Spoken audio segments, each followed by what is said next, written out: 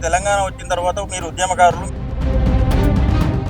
ఆమెకి ఎప్పుడైతే కష్టాలు వస్తాయో అప్పుడు జాగృతి గుర్తొస్తుంటారు.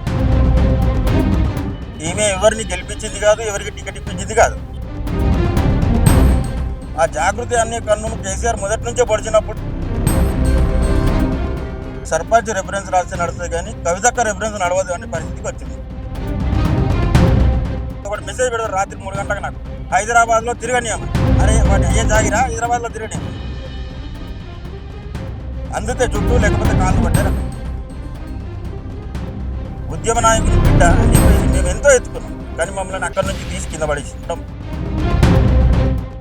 కాళేశ్వరం ప్రాజెక్టులో అవకతవకలు జరిగాయని కమిషన్ కేసీఆర్కి నోటీసులు ఇవ్వడం జరిగింది. ఇందులో భాగంగా 5వ తారీఖున ఆయన హాజరు కావాలని చెప్పిన నేపథ్యం. ఇందులో భాగంగానే సడన్గా కవిత, ఎమ్మెల్సీ కవితకు సంబంధించిన ఇష్యూ బయటకు రావడం జరిగింది. ఆమె తండ్రికి రాసిన లేఖ ఒకేసారి బహిర్గతం కావడం జరిగింది. కానీ ఒక పక్క డైవర్షన్ పాలిటిక్స్ అనేది ఒక పక్క చర్చ జరగడం, కేసీఆర్ ఏదైతే కాళేశ్వరం కమిషన్ సంబంధించిన ఇష్యూలో నోటీసులు రావడం జరిగింది, దాన్ని మభ్యపెట్టే విధంగా దాన్ని కొంచెం ఇష్యూను సద్దుమణిగే విధంగా కవిత ఇష్యూ బయటకు వచ్చింది అని కూడా చెప్తున్న నేపథ్యం ఉంది. సో మొత్తంగా మరి కవిత ఇష్యూకు సంబంధించి మరి కొత్త పార్టీ పెట్టబోతున్నారా, లేకపోతే బీఆర్ఎస్ అనుసంధానంగా మరొక ప్యారలల్గా ఉండబోతున్నారా అనేది తెలుసుకునే ప్రయత్నం. ఇందులో భాగంగానే మాజీ జాగృతి సభ్యులు సంగ్రామ్ సింగ్ గారు. సార్ నమస్తే సార్. నమస్తే అన్న. సో మీరు ఫస్ట్ నుంచి జాగృతిలో ఉన్నారు అంటే జాగృతి అనేది బీఆర్ఎస్కి అనుసంధానమా లేకపోతే ఎట్లా పనిచేస్తుంటుంది? అంటే ఫస్ట్ జాగృతి అనుసంధానం కాదన్నది ఫస్ట్ క్లారిటీ ఇచ్చారు కవితక్క. ఫస్ట్ ఏమన్నారంటే ఇది ఉద్యమ పార్టీ, అది ఉద్యమ పార్టీ, ఇది ఉద్యమ సంస్థ, రెండు ఈక్వల్గా పనిచేయాలనే ఉద్దేశంతో చేసినాం. అంటే అప్పుడు జాగృతిలో ఉన్న వాళ్ళు జాగృతిలో ఉన్నారు, బీఆర్ఎస్ ద్వారా చేసిన వాళ్ళు, అప్పుడు టీఆర్ఎస్ ద్వారా చేసిన వాళ్ళు టీఆర్ఎస్లో ఉన్నారు. సరే, ఇప్పుడు ఉద్యమం తర్వాత మనకు తెలంగాణ సిద్ధించిన తర్వాత ఏమైంది, దీన్ని ఒక ఎన్జిఓగా మార్చి దీని ద్వారా కొన్ని కార్యకలాపాలు చేయాలి, ప్రజలకు అందుబాటులో ఉండాలి అనే ఉద్దేశంతో కమిటీలు వేయడం చేయడం. ఓకే, అంటే దాని ద్వారా ఫస్ట్ మనకి ఇచ్చిన ఇన్ఫర్మేషన్ ఏంది, కూర్చుండబెట్టి మీకు ఇప్పుడు తెలంగాణ వచ్చిన తర్వాత మీరు ఉద్యమకారులు, మీకు ఉద్యమకారులుగానే చూస్తాము, మీ అవసరాలను తీరుస్తాము, మీకు కావాల్సినవన్నీ చేస్తాము, నామినేటెడ్ పోస్టులు ఇస్తామని చెప్పాము. ఆ తర్వాత మళ్ళీ కొన్ని రోజులు సడన్గా యూటర్న్ ఎందుకు చేసుకున్నారో తెలియదు. మళ్ళీ సమావేశపరిచి ఇది ఎన్జిఓ, దీని నుంచి ఏం ఆశించవద్దు, ఏ పదవులు ఆశించవద్దు, ఎలాంటిది ఏం ఆశించవద్దు అని చెప్పారు. అయినా కానీ మనం పనిచేసినాం. ఇప్పుడు మరి ఇది ఉద్యమ సంస్థ అన్నప్పుడు మరి ఇప్పుడు ఆమె ఎన్జిఓ అన్నప్పుడు ఎన్జిఓ లాగానే ఉండాలి కదా. మరి అట్లాంటప్పుడు ఆమె ఎంపీగా పోటీ చేసాం. సరే, ఇది ఎన్జిఓకి ఒక పక్క నడిపించుకుంటూ ఆమె ఒక మంచి స్థానంలో పోతుందని చెప్పేసి అప్పుడు జాగృతి కూడా చాలా మంది చాలా రకాలుగా వారి ఎంపీ పార్లమెంట్ సెగ్మెంట్లో ఉన్నటువంటి అన్ని నియోజకవర్గాల్లో మా జాగృతి శ్రేణులు ఆమెను గెలిపించుకోవడం జరిగింది. ఓకే, గెలిపించుకున్న క్రమంలో మరి గెలిచిన తర్వాత మమ్మల్ని పట్టించుకోకుండా అవసరం ఉన్నప్పుడు తెలంగాణ జాగృతి అని, బీఆర్ఎస్ అయితే ఎప్పుడు చేంజ్ అయిందో మళ్ళీ ఇది భారత జాగృతి అని, అట్లా ఆమెకు ఇష్టం వచ్చినప్పుడు ఆమెకు ఎప్పుడైతే కష్టాలు వస్తాయో అప్పుడు జాగృతి గుర్తొస్తున్నట్టు, అప్పుడు ఆమె ఒక పొజిషన్లో ఉన్నప్పుడు జాగృతిని మర్చిపోవడం, ఇలాంటి ఇబ్బందులు చాలా జరిగాయి. సంగ్రామ్ గారు, ఇంకొకటి, మీరు ఎన్జిఓలా ఉంటుంది, దీంట్లో ఉద్యమకారులుగానే ఉంటారు, మీరు ఏది ఆశించద్దని అన్నారు. కానీ జాగృతి తరఫున శ్రీధర్ ఆయన ఉన్నారు, ఆయన కూడా లైబ్రరీ చైర్మన్ స్టేట్కి ఇచ్చారు, అలాగే రాజీవ్ సాగర్ కూడా కార్పొరేషన్ చైర్మన్ ఇచ్చారు. మరి ఇదే ఎట్లా చూడొచ్చు, వీరిద్దరికి ఎట్లా ఇచ్చారు? ఇప్పుడు రాజీవ్ సాగర్ అంటే ఆయన క్రిస్టియన్, ఓకే, ఒక పిల్లర్ ఇవ్వాల్సిందే, కంపల్సరీ ఇవ్వాల్సిందే. ఓకే, కానీ నేను ఈ కవితక్క ఇచ్చిర్రు అనుకోవడం లేదు, వాళ్ళ నియోజకవర్గంలో ఉన్నటువంటి ఒక మినిస్టర్ ద్వారా వచ్చిందని అనుకుంటున్నాం. ఇప్పుడు మా దాంట్లో కూడా భిక్షపతి ఉన్నాడు, భిక్షపతికి కవితక్క ఇచ్చిందనేది కాదు. ఇప్పుడు ఈమె ఏంటంటే యాక్చువల్లీ వీళ్ళకు ఇంటర్నల్గా అక్కడ ఇంట్లో గొడవలు ఉన్నాయి, జాగృతి ఎందుకు మూసేయమనే పరిస్థితి కవితక్కకు మాత్రం తెలుసు. దాన్ని బట్టే మాకేం ఇవ్వట్లేదు, అక్కడ క్లారిటీ వస్తుంది. ఇక్కడ భిక్షపతి కానీ రాజీవ్ అన్న కానీ ఇంకా ఇక్కడ ఉన్నటువంటి లోకల్ బాడీ ఎన్నికలలో కూడా ఒక్క టికెట్ కూడా ఇప్పించిన పాపన పోలేదు. వాస్తవంగా వాళ్ళ టాలెంట్తోని వాళ్ళు తెచ్చుకొని ఆ నియోజకవర్గంలో వాళ్ళ ఎమ్మెల్యేలతోని వాళ్ళు అనుసంధానించి వాళ్ళతో మంచిగా ఉండి అట్లా తెచ్చుకున్న టికెట్లే తప్ప ఈమె ఎవరిని గెలిపించింది కాదు, ఎవరికి టికెట్ ఇప్పించింది కాదు. అంటే కొన్ని సార్లు ఏమైంది అంటే ఇప్పుడు కేసీఆర్కు ఇప్పుడు జాగృతి ఒక కన్ను అయితే బీఆర్ఎస్ ఒక కన్ను అని చెప్తున్నారు, నిన్ననో మొన్ననో చెప్పారు. మరి అట్లాంటప్పుడు ఆ జాగృతి అనే కన్నును కేసీఆర్ మొదటి నుంచే పొడిచినప్పుడు ఎందుకు మాట్లాడలేదని నేను ఈరోజు అడుగుతా ఉన్నాను. ఎట్లా పొడిచిర్రు? ఇప్పుడు ఎవరు కూడా పదవులు ఇవ్వలేదు, ఎక్కడ కూడా టికెట్లు ఇవ్వలేదు. జాగృతి అంటేనే వాళ్ళు అసహించుకునే విధంగా ఉన్నారు. మరి ఎందుకు జాగృతిని అసహించుకున్నప్పుడు మీరు మాట్లాడలేదని చెప్తా ఉన్నా. ఎప్పుడైనా కానీ జాగృతి వాళ్ళు మంచి నాయకులు, అప్పటి నాయకులు వాళ్ళ నియోజకవర్గాలతో పోయినప్పుడు ఆ ఎమ్మెల్యేని కానీ ఒక చిన్న ఎగ్జాంపుల్ చెప్తా. హుస్నాబాద్ కాన్స్టిట్యూన్సీలో భీమదేవరపల్లి మండలంలో ఒక అబ్బాయి మంచి యాక్టివ్ క్యాండిడేట్, ఇటు జాగృతితో పాటు ఆయన ప్రొఫెసర్. ఓకే. అక్క మరి మనకు ఇట్లా ఒకటి ఈ కాలేజీలో కొంచెం చెప్పాలి అంతే, గవర్నమెంట్ జాబులు కాదు ఏది కాదు అంటే మనకు అర్థమైంది అక్కడి నుంచే. మీరు వెళ్ళండి నేను చెప్తా అన్నాడు. అక్కడికి పోయిన తర్వాత అక్కడ ఎట్లా ఉంది కవితక్క సిచ్యువేషన్ అంటే, కవితక్క రెఫరెన్స్ అని చెప్పేసి లెటర్లో రాయాలి కదా, ఎవరి రెఫరెన్స్ ద్వారా వచ్చినాయి. కవితక్క రెఫరెన్స్ అంటే అక్కడ వాళ్ళకి పిఏకి ఇట్లా మీ సర్పంచ్ రెఫరెన్స్ రాస్తే నడుస్తుంది కానీ కవితక్క రెఫరెన్స్ నడవదు అనే పరిస్థితికి వచ్చింది. వాళ్ళకు ఎట్లా రంగులు ఊసరవెల్లి రంగులు మార్చినట్టు మారిస్తే కింది స్థాయి నాయకులు కూడా అదే విధంగా తానా అంటే తందానా అనే విధంగానే ఉండాలి తప్ప ఎవరు ఎదురు మాట్లాడదు. అంటే ఇప్పుడు కేసీఆర్కి 5వ తారీఖున కాళేశ్వరం కమిషన్లో హాజరు కావాలి అన్న ఇష్యూ వచ్చింది. ఇదే ఇష్యూని డైవర్ట్ చేయాలన్న ఉద్దేశం కొద్దే కవిత ఇష్యూని లేపుతున్నారా? అంటే డైవర్ట్ అన్నది అది ఒక రకంగా అది నిజమైతే మొన్నటి వరకు ఏం చేసిండ్రు. ఇంకొకటి ఇప్పుడు ఒక కన్ను అదైనప్పుడు మరి మొన్న మేడే రోజు కేసీఆర్ గారు బొమ్మ లేకుండానే ప్రచారం చేశారు. కేసీఆర్ ను ఆ రోజు ఉతికి పారేశారు. ఆ స్థానంలో ఏ ఎమ్మెల్యే ఉన్నా మినిస్టర్ ఉన్నా నిర్దాక్షిణ్యంగా తీసి పడేస్తారు. షోకాజ్ నోటీసులు ఇచ్చి అవి కూడా ఇవ్వకుండానే తీసేది. ఈటల రాజేందర్ గారిని చూసినాం మనం. మరి ఆ ప్లేస్ లో ఎవరున్నా కానీ ఇప్పుడు ఆమెకు అర్థమైంది ఆ రోజు నేను చేసిన తప్పుకి బీఆర్ఎస్ నుంచి వ్యతిరేకత వస్తుంది అన్నది మేము గ్రహించి ఇప్పుడు ఏం చేసింది, 5వ తారీఖు నోటీసు హాజరు కావాల్సి ఉంది కాబట్టి 4వ తారీఖు పెట్టింది. 4వ తారీఖు పెట్టడం వల్ల ఏంటంటే మళ్ళీ ఇప్పుడు బీఆర్ఎస్ నుంచి దగ్గర సపోర్ట్ దొరుకుతుంది అనమాట. ఇట్లాంటి కవితకి ఎట్లా అంటే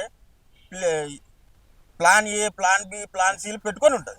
ఇది కాకుంటే అది కాక జనాలలో ఒకటి విడవడం, అక్కడి నుంచి ఏ స్పందన వస్తుందో దాన్ని బట్టి మళ్ళీ స్టెప్పులు వేయడం. సో జాగృతి స్థాపించినప్పుడు కావచ్చు, చాలా మంది నిరుద్యోగులు కావచ్చు, చదువుకోవడానికి ఉన్నత చదువుల కోసం యూఎస్ కావచ్చు, యూకే కావచ్చు, స్వీడన్లో చాలా ఉన్నత ఉద్యోగాలను వదిలి కూడా ఎమ్మెల్సీ కవిత దగ్గరికి, జాగృతి దగ్గరికి రావడం జరిగింది. కానీ ఇప్పుడు చూసుకున్నట్టయితే వారందరూ కూడా వారి పరిస్థితి, ఆస్తులు అమ్ముకున్నారు, ఉన్న ఉద్యోగాలు పోయాయి, కానీ వాళ్ళ పరిస్థితి అంటే అగమ్య గోచరంగా ఉంది. అట్లాంటి వారిని ఆదుకున్నారా, ఉపయోగించుకున్నారా?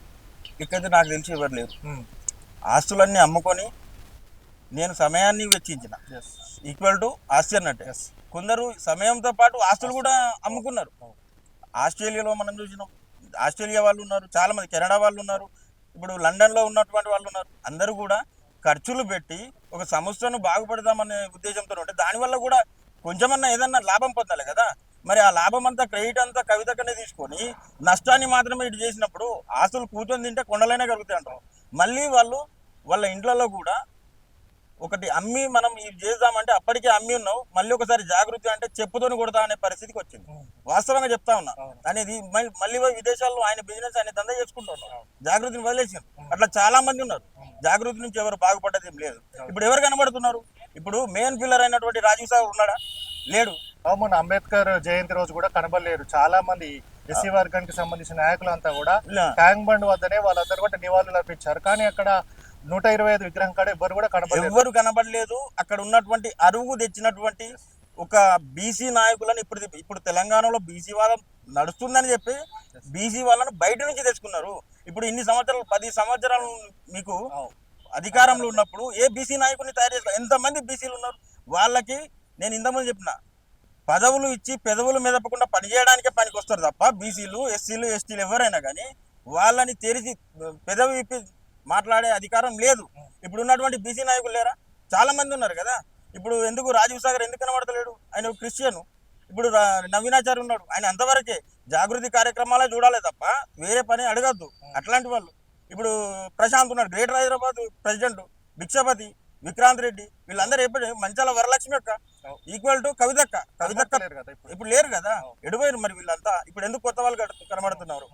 అది నేను అడుగుతున్నా. నా బాధ అదే. ఇప్పుడు నా గురించి కాదు, ఇప్పుడు కవిత కనుక ఇంకా మంచి పొజిషన్లో చూడాలనుకున్నాం, మంచి పొజిషన్లో నిలబెట్టాలనుకున్నాం. కానీ ఆమె అధికారము ఉంది కదా, ఇది శాశ్వతం అనుకోనే మరి ఏమనుకున్నా తెలియదు. వాస్తవంగా పాత వాళ్ళని నేను ఇంతకుముందు చెప్పినట్టు ఒక్కొక్క నాయకుడు 100 మంది కార్యకర్తలు సమానమని చెప్పిన. అదే విధంగా కవితకను కూడా ఎప్పుడు కూడా ఒక జాగృతి మహిళా అధ్యక్షురాలు, మనకు మహిళా అధ్యక్షురాలు ఉన్న గౌరవం, ఉద్యమ నాయకుని బిడ్డ అని చెప్పేసి మేము ఎంతో ఎత్తుకున్నాం. కానీ మమ్మల్ని అక్కడి నుంచి తీసి కింద పడేసింది. అలాగే 10 సంవత్సరాలు కూడా బీఆర్ఎస్ ప్రభుత్వమే అధికారంలో ఉంది. అప్పుడు గుర్తుకురాని పూలే విగ్రహము ఇప్పుడు గుర్తుకు రావడం, బీసీల గురించి పాటుపడడం అనేది అంటే నమ్ముతారా? అసలు మీరే నమ్మకలేకపోతున్నా, ప్రజలు నమ్ముతారా? ఈ తెలంగాణ ఉద్యమంలో లక్షల మంది ముందట కేసీఆర్ గారు దళితుడే ముఖ్యమంత్రి అన్నాడు. నేను మెడగోసుకుంటా అన్నాడు, తొడగోసుకుంటా అన్నాడు. అన్లే అంటున్నాడు కదా. అన్లే అని అంటే అన్నది మనం లక్షలలో ఉన్నాం. అదే మళ్ళా అన్లే అంటే వీళ్ళకు మాట ఎట్లా అంటే ఎదుటోడు ఎట్లా క్వశ్చన్ వేయడానికి అట్లా మళ్ళీ అది మాట మార్చడం వాళ్ళకు అలవాటే. అప్పుడు పూలే విగ్రహం పెట్టడానికి కానీ, గాంధీ విగ్రహం పెట్టడానికి కానీ, అంబేద్కర్ గారి విగ్రహం పెట్టడానికి కానీ అధికారంలో ఉన్నప్పుడు అసలు అడుగుతా ఉన్నా, మీ నియోజకవర్గంలో నిజామాబాద్లో ఎన్ని పూలే విగ్రహాలు పెట్టిర్రు మీరు అధికారం వచ్చిన తర్వాత? అదే కదా ఇప్పుడు అందరికి అర్థమైతే లేదా అంటే ఇది ముందు ముందు ఏది జరుగుతుందో అని చెప్పేసి తెలుసుకొని ఇన్ఫర్మేషన్ లీకులు తీసుకొని వాళ్ళ దగ్గర నుంచి దాని మీద పోరాటం చేసినట్టు యాక్టింగ్ చేసి అది నేనే సాధించినా అని చెప్పుకోవడానికి కవిత నేను దగ్గర నుంచి చూసిన. అది వాస్తవం. అలాగే సామాజిక తెలంగాణ అనేది తీసుకొచ్చారు. అసలు సామాజిక తెలంగాణ అంటే ఇప్పటిదాకా 9 సంవత్సరాలు అధికారంలో ఉన్నారు, ఎంపీగా ఉన్నారు, ఎమ్మెల్సీగా ఉన్నారు. అంటే సామాజిక తెలంగాణ లేదా ఇప్పటిదాకా? ఇప్పుడు సామాజిక తెలంగాణ లేదని మేడే రోజు కవితకనే చెప్పారు, బీసీలకు అన్యాయం జరిగిందని చెప్పారు. మరి సరే ఇప్పుడు కేసీఆర్ దాకా ఎందుకు, మన జాగృతిలో ఉన్నటువంటి ఎంతమందికి సామాజిక న్యాయం చేసిర్రు అని నేను ఈరోజు అడుగుతా ఉన్నా. ఎవరికి చేసిర్రు? ఎవరికి చేసిన వాళ్ళందరూ ఎవరున్నారు, ఎక్కడున్నారు చెప్పండి. ఎందుకు అంటే అక్కడ ఉన్నటువంటి కోటరి వాళ్ళ మాటలు నమ్మి అంటే వాళ్ళు నాకు నిన్న మొన్న ఇచ్చిన ఇంటర్వ్యూలలో అందులో ఉన్నటువంటి ముఖ్యులు కూడా నాకు ఫోన్ చేసిర్రు. ఈ నిన్న మొన్న ఫోన్ చేసి అన్న మాదేముంది, మా మీద ఎందుకు చెప్తున్నాం, మాదేముంది అంత ఆమె చెప్పమంటేనే చెప్తాం, ఆమె చేయమంటేనే చేస్తాం అనే పరిస్థితికి వచ్చింది. అంటే అంటే దీనికి అంతటికి వెనక ఎవరున్నారు? మళ్ళీ ఈమెనే కదా. ఈమె ఇప్పటికి కూడా మేము నమ్ముతా ఉన్నాం. మళ్ళీ వాళ్ళు ఇచ్చే సమాచారాన్ని బట్టి అంటే ఎవరు దీని వెనక గైడెన్స్ ఇచ్చేది? నేను కొట్టినట్టు చేస్తా, మీరు ఏడ్చినట్టు చేయమనే? అది కాదు కదా. అంటే ఇప్పుడు గతంలో ఆమె కలవలేదు అన్నాడు, ఇప్పుడు మాత్రం అందరినీ కలుస్తున్నారు. అప్పుడు అట్లాంటి సిచ్యువేషన్ లేదా? మీరు కార్యకర్తలు అందరు కూడా వెళ్ళి కలిసే సిచ్యువేషన్ లేదా? పిఏలే అడ్డుకునేవారా? 100% పిఏలు అడ్డుకునే వాళ్ళు. అడ్డుకోవడానికి కూడా కారణం ఈమెనే అని తెలిసింది. ఓకే, అంతే కదా. ఎందుకు అంటే ఇప్పుడు నేనే ఉన్న ఎగ్జాంపుల్, నేను జగిత్యాల నియోజకవర్గానికి ఫుల్ టైమ్ గా ఇన్ఛార్జ్ చేసిన, భార్య పిల్లల్ని వదిలి అందరిని వదిలి నా సమయాన్ని వెచ్చించి అక్కడ పనిచేసిన. నా ఎమ్మడి ఒక 20-25 మందిని పెట్టుకున్నా, నా ఖర్చులు నేనే భరించుకున్నా. అన్ని నియోజకవర్గంలో గ్రామాల తిరిగినాం, కమిటీలు వేసినాం, అందరినీ మొబిలైజ్ చేసినాము. తెలంగాణ గురించి మేము అక్కడ ఉన్నటువంటి వాళ్ళను అక్కడ వాస్తవిక పరిస్థితులను తెలంగాణ వచ్చిన తర్వాత మీ మండలాలు అయితే అవైతే ఇవైతే అని చెప్పినాం, గ్రామ పంచాయతీలు అయితే తండాలని కూడా చెప్పినాం. అట్లా సంజాయించి ఏపిచ్చి ఆ రోజు గెలిపిస్తే ఈరోజు గెలిచిన తర్వాత ఎవరిని కూడా కలిసిన పాపం లేదు. దీనికి అంతటికి కారణం ఎవరు? జాగృతి నాయకులు. ఇప్పుడు అంతేందుకు మీరు ఇప్పుడు చెప్తారు ఇప్పుడు అందరినీ కలుస్తున్నారు, అవును కలుస్తారు, ఇప్పుడు కలవాల్సిన పరిస్థితి వచ్చింది. ఇప్పుడు ఎవరినైతే కలుస్తున్నారో ఒకప్పుడు వాళ్ళు నా కింద పనిచేసిన వాళ్ళని తీసుకొచ్చి నేను కవితక్క ఇంటి ముందు నిల్చున్న పెడితే ముందుగా బయటకు పంపించారు. ఈ రోజు ఈమె అక్కడికి పోయి కలచాల్సిన పరిస్థితి ఏర్పడ్డది. ఎందుకంటే ఆమెకి ఇప్పుడు అధికారం లేదు. అధికారం ఉన్నప్పుడు ఇదే శాశ్వతం అనుకుని కలవలేదు. ఇప్పుడు అంతేందుకు మా వెంగళరెడ్డి అని ఉన్నాడు మహబూబ్ నగర్లో ప్రెసిడెంట్ ఉండే, ఆయన ఎంత హార్డ్ వర్క్ చేసేదో అందరికీ తెలుసు.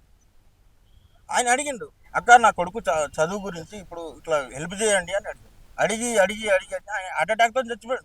కనీసం వాళ్ళని పరామర్శించిన పాపాన్ని కూడా పోలేదు. అంటే ఇప్పుడు కలవడానికి కారణం ఏంది, అప్పుడు కలవకపోవడానికి కారణం ఏంది ఒకసారి మీరు అర్థం చేసుకోండి. మా భువనగిరి ప్రెసిడెంట్ ఉన్నాడు, మా వికారాబాద్ వాళ్ళ హస్బెండ్ ఉన్నాడు, అంటే ఇట్లా ఎన్నో మంది. హైదర్ ఉన్నాడు, హైదర్ గ్రేటర్ ఇప్పుడు ఇక్కడ ఉన్నటువంటి హైదర్ గురించి అందరికీ తెలుసు. ఆయన మొదటి నుంచి టీఆర్ఎస్ లో అనుబంధంగా పనిచేసిండు, తర్వాత జాగృతిలో కూడా యువజన విభాగం అధ్యక్షునిగా పనిచేసిండు. సరే అని చనిపోయిండు, యాక్సిడెంటల్ గా చనిపోయిండు. చనిపోయిన తర్వాత నీ గురించి 24 గంటలు నీ ఇంట్లోనే ఉండి పనిచేసినటువంటి వ్యక్తికి ఇప్పుడు వాళ్ళ తల్లిదండ్రులు కానీ తమ్ముడు కానీ అన్న కానీ ఎందుకు మీ మీద వ్యతిరేకంగా మాట్లాడుతూ ఉన్నారు? ఎందుకు అనుమానాలు కూడా ఉన్నాయని చెప్తా ఉన్నారు. మరి దీన్ని నివృత్తి చేసే పరిస్థితి రావాలి కదా. మరి ఎందుకు మీరు మాట్లాడలేకపోతున్నారు? ఎందుకు ఓదార్చలేకపోతున్నారు? ఎందుకు వాళ్ళ తల్లిదండ్రులు మీ గురించి రోడ్ల వెంబడి చెప్పకుండా తిరుగుతున్నారు? ఎంత బాధపడుతున్నారు? అది కదా. ఇప్పుడు మీరు అంటున్నారు మీరు ఇప్పుడు కలుస్తారు, ఇప్పుడు కలవాల్సిన పరిస్థితి వచ్చింది. అవసరం వాళ్ళకి అవసరం. రాజకీయం ఏ రకంగానైనా వాళ్ళు అందితే జుట్టు లేకపోతే కాళ్ళు పట్టే రకం, అంతే కదా. ఇప్పుడు మీ గురించి పనిచేసినటువంటి హైదర్ కానీ వెంగళరెడ్డి కానీ భువనగిరి జిల్లా అధ్యక్షుడు కానీ వీళ్ళందరూ ఉన్నారు. మరి ఎవరిని కలిచారు? అంతేందుకు నేనే కూతవేడి దూరంలో స్టార్ హాస్పిటల్లో నేను కిడ్నీ సమస్యతో బాధపడుతున్నప్పుడు కనీసం స్టార్ హాస్పిటల్ ఎంత దూరం ఉంటుంది, అక్కడికి రాలేని పరిస్థితి. ఇప్పుడు ఎక్కడికైనా పోయి కలిసే పరిస్థితి ఉన్నది. ఎందుకున్నది? అంతే కదా. సో ఐదర్ విషయంలో కూడా రావడం జరిగింది. ఇప్పుడు మొన్న కమిటీలు వేసినప్పుడు కూడా బీసీలకు పదవులు అని చెప్పేసి అన్నారు. సో హైదర్ కుటుంబం కూడా చెప్పడం జరుగుతుంది, వెనకాల మాత్రం వాళ్ళ సామాజిక వర్గానికి సంబంధించిన, అంటే మీరు ఇప్పుడు అన్నారు నేను జగిత్యాల కాన్స్టిట్యున్సీ చూస్తున్నాను, కానీ అక్కడ నిజామాబాద్ కాన్స్టిట్యున్సీలో ఎమ్మెల్యే కాన్స్టిట్యున్సీలు ఎన్నైతే ఉన్నాయో వాళ్ళ సామాజిక వర్గానికి సంబంధించిన వ్యక్తులనే పెట్టుకొని నడిపించారు, మిగతా వారు మాత్రం డమ్మీలే అన్నారు. సో వాళ్ళదే నడుస్తుంది, పేరుకు మాత్రమే బీసీలకు పదవులు ఇచ్చారు, వీళ్ళది ఏముండదు, వెనకాలంతా చూసుకునేది వాళ్ళే అంటారు. కరెక్టేనా? 100% కరెక్టే, 100% కరెక్టే. ఇప్పుడు అక్కడ ఉన్నటువంటి సామాజిక వర్గం ఎవరైతే ఉన్నారో వాళ్ళని అక్కడ పెట్టి నామకే వస్తే కింది స్థాయిలో బీసీలను పెట్టి నడిపిస్తా ఉన్నారు. వాళ్ళు కూడా తానా అంటే తందానా అనే వాళ్ళనే పెడతారు తప్ప తానా అంటే ఏంది అనే వాళ్ళని ఎవరు పెట్టరు. అట్లా నడవదు. కాబట్టి ఒకనొక దశలో ఎంపీగా ఓడిపోయిన తర్వాత అక్కడ ఉన్నటువంటి ఆ జిల్లాలో రావాల్సినటువంటి నామినేటెడ్ పదవులు ఇవ్వలేదు. ఎందుకంటే ప్రోటోకాల్ ప్రకారము కవితక్క అక్కడికి పోతే ఇబ్బంది అవుతుందని ఈమెకు వచ్చేంత వరకు ఎవరికి ఇవ్వలేదు. అది వాస్తవం కాదా? మరి దీన్ని ఏమంటారు? అంతే కదా. అంటే పిఏల వల్లనే కూడా అప్పుడు ఓడిపోయారు అని కూడా అంటారు, నిజమేనా? 100% పిఏల వల్ల ఓడిపోయారు అని చెప్పారు. పిఏలను కొడదామని కూడా నిజామాబాద్కు రానియకుండా కూడా చూసారు. అది అందరికీ తెలిసినటువంటి వాస్తవం. కవితక్క కూడా తెలుసు అక్కడ చుట్టూ ఏం జరుగుతుందో తెలుసు. మరి ఇవన్నీ తెలిసినా కానీ వాళ్ళని ఎందుకు సమర్థిస్తున్నారో కూడా ఇప్పటికి మాకు తెలియదు. సో మొన్న కొత్త ఆఫీస్ ఓపెన్ అంటే ఇక్కడ దోమలగూడ నుంచి షిఫ్ట్ చేశారు బంజారా హిల్స్ కి. ఒక మాట అనేది కేసీఆర్ మీకు నోటీసులు ఇస్తే తెలంగాణ ప్రజలందరికీ నోటీసులు ఇచ్చినట్టే అని అంటారు. అంటే ఒక్కరు అప్పేస్తే మీరు తెలంగాణ ప్రజలందరూ అప్పు అన్నట్టేనా, అందరు కట్టేనా? అంటే కేసీఆర్ కు నోటీసులు ఇస్తే తెలంగాణ అందరికి నోటీస్ ఇచ్చిర్రు అంటే కేసీఆర్ ఒక్కడు కమిషన్ తీసుకుంటే దీని అర్థం ఏంటంటే తెలంగాణలో ఉన్నటువంటి ప్రజల మీద నుంచి ఉన్నటువంటి డబ్బులన్నీ ఆయన తిన్నట్టే. అది ఇండైరెక్ట్గా చెప్తా ఉన్నారు. బీఆర్ఎస్ పార్టీ అంటేనే క్రమశిక్షణకు మారిపోయారు, క్రమశిక్షణ పార్టీ అని చెప్పేసి అన్నారు. ఇంతకుముందు ఎవరు మాట్లాడినా సరే వెంటనే విత్ సెకండ్స్ లో సస్పెండ్. మనం ఎగ్జాంపుల్ చూసినాం కదా, ఈటల రాజేందర్ గారిని నిర్దాక్షిణ్యంగా సెకండ్లలో తీసేసారు కదా. ఏం చేశారు అనేది కూడా టెలికాస్ట్ ఎవరికి తెలియదు. సో మరి ఈమెనే వాళ్ళ ఇంట్లో జరిగిన ఇష్యూ తండ్రికి లేక రాస్తే అది బయటకు వచ్చిందని చెప్పేసి ఈమె కూడా మాట్లాడడం జరిగింది. మరి అన్న తమ్ముల మీదనా ఎవరి మీదనో ఆమె అలిగేషన్ చేయడం జరిగింది. మరి ఎందుకు పార్టీ యాక్షన్ తీసుకోలేకపోతుంది? పార్టీ యాక్షన్ తీసుకోలేకపోతుంది అంటే ఆమె ముఖ్యమంత్రి బిడ్డ. ఆమె లెటర్లు 100 లెటర్లు రాసిందా రాయలేదా తర్వాత సంగతి. కానీ ఈ లెటరు ఈ సందర్భంలో బయటపడడానికి కారణం ఏంటి? సరే బయటపడ్డది, ఈమె దగ్గర పడలేదు, అక్కడ పడ్డదంటే ఎక్కడ పడ్డా కానీ ఇప్పుడు ఇంత రాసిన తర్వాత సరే పడ్డ తర్వాత మరి ఇప్పుడు మే 1 రోజు ఏం మాట్లాడిరు? మే 1 రోజు ఏం మాట్లాడరు అంటే కేసీఆర్ గారి మీద యుద్ధం ప్రకటించినట్టే కదా. 10 ఏళ్ల పాలన కరెక్ట్ లేదు కానీ బీసీలకు న్యాయం జరగలేదని ఫ్లెక్సీలో ఫోటో లేదు కదా. మరి ఎందుకు సస్పెండ్ చేయలేదు? షోకాజ్ నోటీసులు ఎందుకు వేయలేదు? కనీసం సమాధానం చెప్పమని ఎందుకు చెప్పలేదు? ఏమన్నాడు? నా బిడ్డ అయినా కొడుకైనా కానీ ఏ కేసులో ఇరికినా కానీ ఏం చేసినా కానీ క్రమశిక్షణతో ఉంటా అన్నాడు. ఏది మరి క్రమశిక్షణ? ఎక్కడున్నది క్రమశిక్షణ అని అడుగుతాం. సో గతంలో మనం బీఆర్ఎస్ పార్టీ అధికారంలో ఉన్నప్పుడు ఏ చిన్న ఇష్యూ అంటే ఒక పథకం తీసుకొని వస్తే దానికి తెల్లారితేనే పాలాభిషేకాలు అవన్నీ ఉండేటి.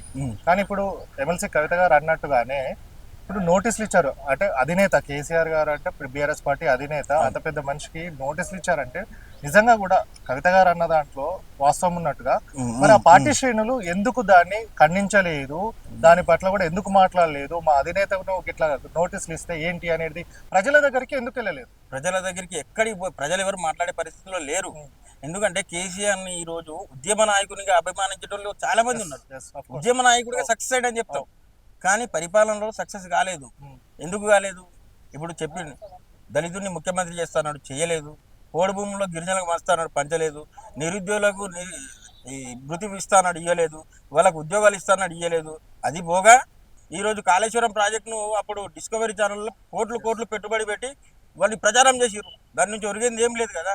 ఇప్పుడు మా శ్రీధర్ బాబు గారు మంత్రిని ఎమ్మెల్యే గారు మినిస్టర్ ఐటీ మినిస్టర్ గారు ఇప్పుడు కాదు ఎప్పటి నుంచో చెప్తున్నారు దీనివల్ల ప్రయోజనం లేదు, చిన్న కాళేశ్వరంతో ప్రయోజనం ఉంటుంది అని చెప్పేసి అప్పటి నుంచి మొదలు పెట్టండి అంటే 10 సంవత్సరాలు ఎవరు మొదలు పెట్టలే. చిన్న అక్కడ ఎందుకు దీపం కింద చీకటి లెక్క. మేడిగడ్డ అనేది కాళేశ్వరంకి దగ్గర మహాదేపూర్ మండలంలో ఉంటుంది, కానీ అక్కడ ఉన్నటువంటి భూములకు 1 ఎకరాకు కూడా 1 గుంటకు కూడా నీళ్లు రావు. అదే పెద్దపల్లి ఇంతకుముందు కెనాల్ ద్వారా శ్రీరామ్ సాగర్ ద్వారా సస్యశ్యామలంగా ఉండేది. వచ్చిన తర్వాత నీళ్లు రాలేవని కూడా పెద్దపల్లి వాసులు చాలా మంది అంటున్నారు. 100% నేను దాని మీద ఇదే కవితక్క నన్ను పంపించారు. ఎవరిని పార్లమెంట్ సెక్రటరియట్ లో ఉన్నటువంటి ఇరిగేషన్ డిపార్ట్మెంట్ వాళ్ళు 5-6 వస్తే వాళ్ళని నేనే తీసుకొని పోయి చూపించిన. దాని మీద వాళ్ళని తీసుకుపోయే ముందు మనకు సబ్జెక్ట్ రావాలని చెప్పి నేను తెలుసుకున్నా. అదే క్రమంలో తెలుసుకుంటే అన్ని లోచుకులే ఉన్నాయి. ఇవన్నీ కూడా నెగిటివే. కానీ ఈ నెగిటివ్ని కూడా వీళ్ళు చక్కగా అందంగా తీర్చిదిద్ది ప్రజలకు ఓహో వీళ్ళు లేకుంటే మనం బతకలేము అనే విధంగా వీళ్ళు చెప్తారన్నట్టు. తప్పును కూడా వీళ్ళు ఒప్పులాగా చెప్పే టాలెంట్ ఉన్నది వీళ్ళ దగ్గర. ఓకే. సో మనము ఒక అంటే ఇప్పుడు మేజర్గా పార్టీకి సంబంధించిన పెద్దలు ఎవరు ఉన్నారో పిల్లర్స్ మనందరికీ తెలిసిందే.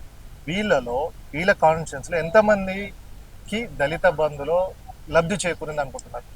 ఒకటి దళిత బంధులో లబ్ధి చేకూరిన వాళ్ళు వచ్చేసి అప్పుడు జిద్దుగా పోయి జమ్మికుంటలో Yes. హుజరాబాద్ కాన్స్టిట్యున్సీలో కొంతమందికి మాత్రం లబ్ధి చేకూర్చారు. Yes. దళితులందరినీ ఆశపెట్టారు. దళితులందరూ కూడా ఓ కేసీఆర్ దళిత బంధు 10 లక్షలు ఇస్తున్నాడని చాలా మంది పాపం మా నియోజకవర్గంలో ఎలక్షన్లు వస్తే బాగుండు అనే పరిస్థితికి తీసుకొచ్చారు.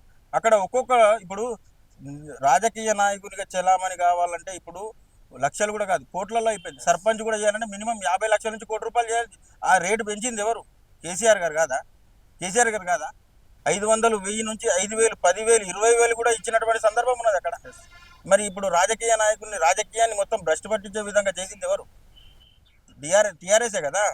మరి అవసరం ఉన్నప్పుడు టీఆర్ఎస్ లేకపోతే బీఆర్ఎస్ అంటే ఇక్కడనే మీరు సక్రమమైన పనులు చేయకుండా దేశంలో నేను వెళ్తా అని చెప్పేసి మన డబ్బులు తీసుకుపోయి పంజాబ్ రైతులకు, అక్కడ రైతులకు, ఇక్కడ రైతులకు ఆ మంత్రిని ఈ ముఖ్యమంత్రిని అన్ని రాష్ట్రాల ముఖ్యమంత్రి ఏ రాష్ట్ర ముఖ్యమంత్రి కూడా రాలే. మరి ఏ రాష్ట్ర ముఖ్యమంత్రి కూడా కాలే. అంటే డబ్బులన్నీ మన చుట్టే ఉండాలి, మన దగ్గర ఉండాలి, దేశంలో అన్ని రాజకీయ పార్టీలు మనమే సాధించాలని చెప్పేసి రకరకాల దందాలు చేసిరు. ఇప్పుడు అవన్నీ ఎక్కడికి వచ్చినాయి? ఇప్పుడు మళ్ళా తలకాయ కిందికి దించుకునే పరిస్థితి తీసుకొచ్చింది. అంతే కదా.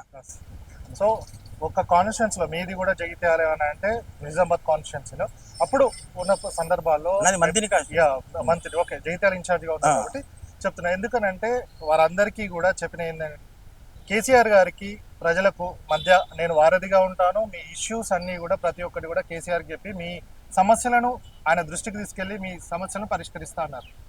పరిష్కరించారా? నేను కేసీఆర్ కు మీకు మధ్యలో ఉంటా అని మొన్నటి వరకు కూడా మొన్న గోదావరి కానీ మంచిర్యాల కానీ అక్కడ చెప్పారు. అంటే మేడే రోజు లేకపోతే అంతకు ముందు ఏం చెప్పారు అంటే మీ పరిపాలన బాగాలేదు, జాగృతి అంటే తీసేసే పరిస్థితి వచ్చింది, జాగృతి అంటే ఎవరు ఓరలేని పరిస్థితి వచ్చింది అంటే వీళ్ళకి అప్పుడే తెలుసు. కానీ ఈ మాటలు ఎందుకు చెప్తారంటే కేసీఆర్ కవితక్క గారు ఎంబడి మేము ఉంటే కేసీఆర్ గారు ఎంబడి ఉన్నట్టే అని కింది స్థాయి నాయకులు అనుకోవాలి. ఎంబడి తిరగాలి, లక్షల మంది కనపడాలి, లక్షల జనంలో మీడియా ముందుకు రావాలి. అంతే తప్ప అక్కడ కేసీఆర్కు మా కార్యకర్తకు మధ్యలో కవితకు ఏం నడవదు, ఏం కాలేదు, ఏం కాదు కూడా.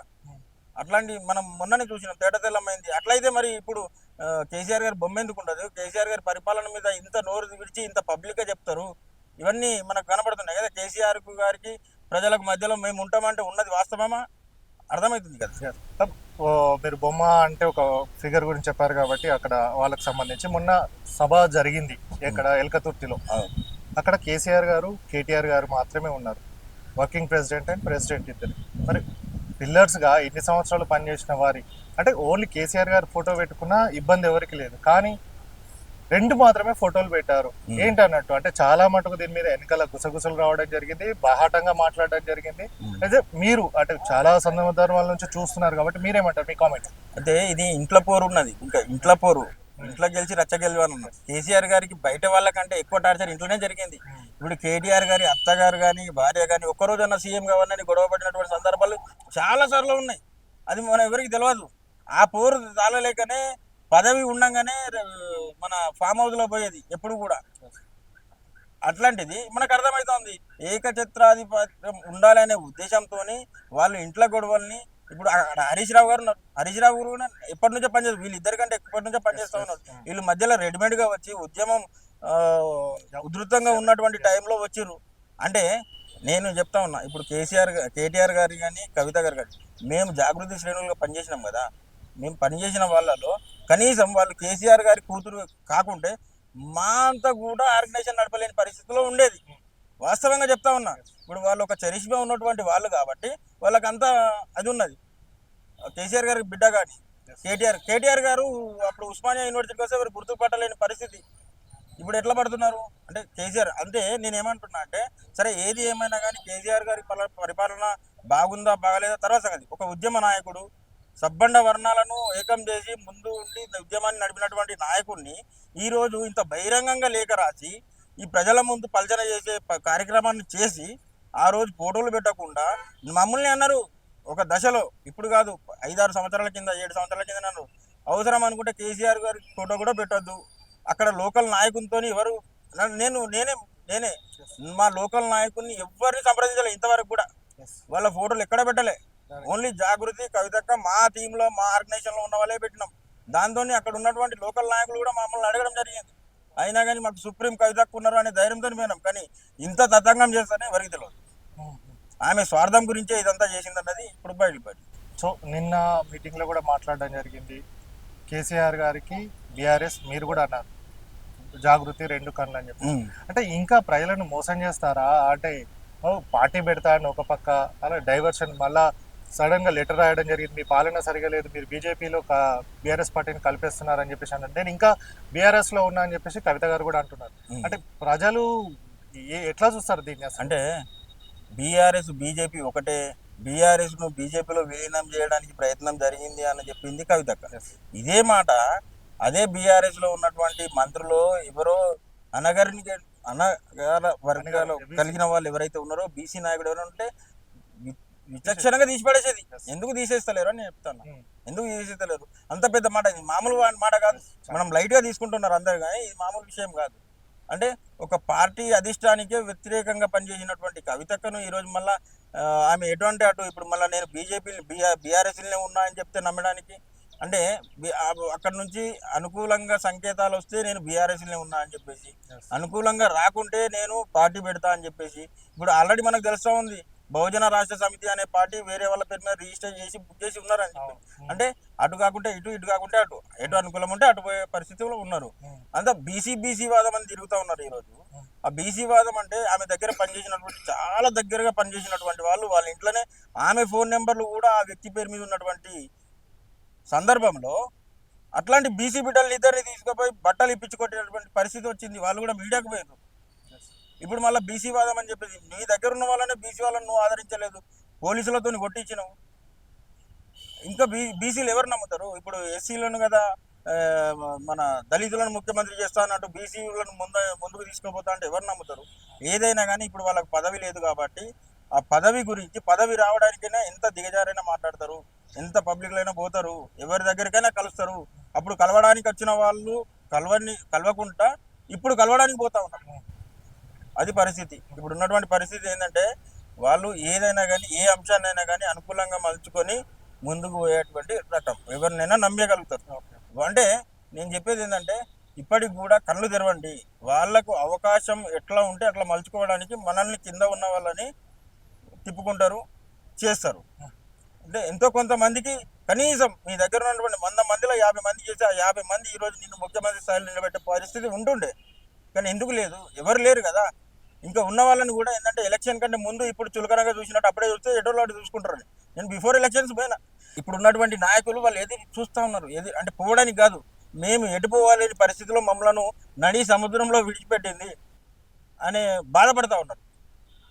ఇంకొకటి 10-15 సంవత్సరాల మధ్యకాలం నుంచి చేస్తూ ఉన్నా వీళ్ళు చెప్పుకోలేకుంటే రేపు వాళ్ళ కుటుంబాలు కవిత ఇంటి మీద దాడి చేసే పరిస్థితి ఉన్నది. 100% వస్తుంది. ఎలక్షన్ల టైం వరకు నేను నాలాంటి వాళ్ళు చాలామంది ఉన్నారు, ఇంకా బయటికి రాలేకపోతున్నారు, కానీ నాతో టచ్లో ఉన్నారు. వాళ్ళందరూ 100 నుంచి 150 మంది ఇన్ని సంవత్సరాల జీవిత కార్యాన్ని శూన్యం చేసినందుకు అందరం కూడా ఏకమై అందరిని కూడా సంఘటితం చేసి, కవితక్క ఎక్కడి నుంచి పోటీ చేసినా మమ్మల్ని ఏమైనా చేసుకొని అయిపోయింది. ఎవరు కూడా భయపడే పరిస్థితి లేదు. ఏమైనా చేసుకొని ఇప్పటికే ఫోన్లు వస్తూ ఉన్నాయి. ఎవరికి భయపడే, ఒకటి ఫోన్ చేయి, ఒకటి మెసేజ్ పెడతారు రాత్రి 3 గంటలకు నాకు, హైదరాబాద్లో తిరగనియమని. అరే వాడిని అయ్యే జాగిరా, హైదరాబాద్లో తిరగని, నాకంటే ఎక్కువ తెలియదు హైదరాబాద్. నేను ట్విన్ సిటీలో ఏ గల్లీ తిరుగుతాను, నేను చెప్తా, ఏ గల్లీ అని చెప్పండి. అంటే ఇట్లాంటి వాళ్ళను తాగించి రాత్రి 3 గంటలకు నా మీద ఉసిగొలిపోయేటువంటి ప్రయత్నం జరుగుతూ ఉంది. వాళ్ళ కిందికి వాళ్ళు ఇంకా నీరు తెచ్చుకునే ప్రయత్నం చేస్తూ ఉన్నారు. మేము ఇంకా నోరు తెరవలేదు, ఈ ఎలక్షన్ల వరకు తెరుస్తాం, మీ బండారం అంతా బయట పెడతాం తప్పకుండా. ఎందుకంటే 150 మంది చాలు, మీరు 1000 మంది కొత్త వాళ్ళని తీసుకురా సరిపోరు మీరు. మేము నియోజకవర్గం మొత్తం, మీ పార్లమెంట్ చేస్తే పార్లమెంట్లో ఉన్నటువంటి 7 నియోజకవర్గాల 8-6 నియోజకవర్గానికి 10 మంది 20 మంది చాలు ఓడగొట్టడానికి. ఖచ్చితంగా మీకు రాజకీయంగా మాత్రం పాడగట్టే సమయం వస్తుంది అని చెప్పేసి తప్పకుండా చెప్తా ఉన్నా. సో ఇది మొత్తంగా పార్టీకి సంబంధించి అంటే తెలంగాణ జాగృతికి సంబంధించి ఎట్లాంటి నిధులు లేని సమయంలో, రూపాయి లేని సమయంలో తమ రక్తమాంసాలను పెట్టేసి మరి ఉద్యోగాలను, ఉన్నత ఉద్యోగాలను కావచ్చు, ఎన్ఆర్ఐలు కూడా వచ్చి తమ జాగృతి సంస్థ కోసం పాటుపడితే మాత్రం తమను నట్టేట ముంచినట్టు కవిత, ఎమ్మెల్సీ కవిత గారు చేయడం జరిగింది. నేను ఇప్పుడు మరొక కొత్త రాగాన్ని అందుకోవడం జరిగింది. నేను బీఆర్ఎస్లో ఉన్నాను, అలాగే జాగృతి సంస్థ ఉంది. కేసీఆర్ గారు 2 కన్నులు బీఆర్ఎస్ అండ్ జాగృతి అని చెప్తున్న నేపథ్యం ఉంది. అలాగే 5వ తారీఖున కాళేశ్వరానికి సంబంధించి కేసీఆర్ గారికి నోటీసులు వచ్చిన నేపథ్యంలో అటెన్షన్ డైవర్షన్ కోసం ఇట్లాంటి పాలిటిక్స్ చేస్తున్నారని కూడా వినిపిస్తున్న నేపథ్యం కాబట్టి సో మొత్తానికి టాపిక్ అంతా కూడా కవిత వైపే తిరుగుతున్న నేపథ్యంలో చాలా మంది కూడా నాయకులు కావచ్చు, వారితో పనిచేసిన వారు కూడా వారికి సంబంధించిన ఇష్యూస్ అన్ని కూడా చెప్తున్న నేపథ్యం కనబడుతుంది. కాబట్టి సో మొత్తంగా సంగ్రామంగా చెప్తున్నది ఏది, ఇప్పటి వరకు తాము అనుభవించిన బాధలు కావచ్చు, ఎంతోమంది మీ జాగృతి కోసం పనిచేసిన వారందరూ కూడా ఇప్పుడు చాలా ఇబ్బందికరమైన పరిస్థితుల్లో తమను ఇబ్బందుల పాలు చేయడం జరిగిందని, అవసరమైతే తమందరం కూడా కలిసికట్టుగా పనిచేసి రేపు ఎలక్షన్లో వారు చేసిన ఏదైతే ఈ పనులు ఉన్నాయో వాటన్నిటి కూడా ప్రజల ముందుకు తీసుకెళ్లి వారిని ఓడగొట్టే ప్రయత్నం చేస్తామని కూడా జాగృతి మాజీ సభ్యులు సంగ్రామ్ సింగ్ గారు చెప్పడం జరుగుతుంది. సురేష్ ప్రభాకర్తో గణేష్, సమయం టీవీ, హైదరాబాద్. ఇప్పుడు తెలంగాణ వచ్చిన తర్వాత మీరు ఉద్యమకారులు, ఆమెకి ఎప్పుడైతే కష్టాలు వస్తాయో అప్పుడు జాగృతి గుర్తొస్తుంటారు. ఈమె ఎవరిని గెలిపించింది కాదు, ఎవరికి టికెట్ ఇప్పించింది కాదు. ఆ జాగృతి అనే కన్ను కేసీఆర్ మొదటి నుంచే పొడిచినప్పుడు సర్పంచ్ రెఫరెన్స్ రాస్తే నడుస్తుంది కానీ కవితక్క రెఫరెన్స్ నడవదు అనే పరిస్థితికి వచ్చింది. ఒకటి మెసేజ్ పెడతారు రాత్రి 3 గంటలకు నాకు, హైదరాబాద్లో తిరగనియమని. అరే వాటి ఏ జాగిరా, హైదరాబాద్లో తిరగనియమని. అందుతే చుట్టూ లేకపోతే కాళ్ళు పట్టారు. ఉద్యమ నాయకులు బిడ్డ అని చెప్పేసి మేము ఎంతో ఎత్తుకున్నాం, కానీ మమ్మల్ని అక్కడి నుంచి తీసి కింద పడేసి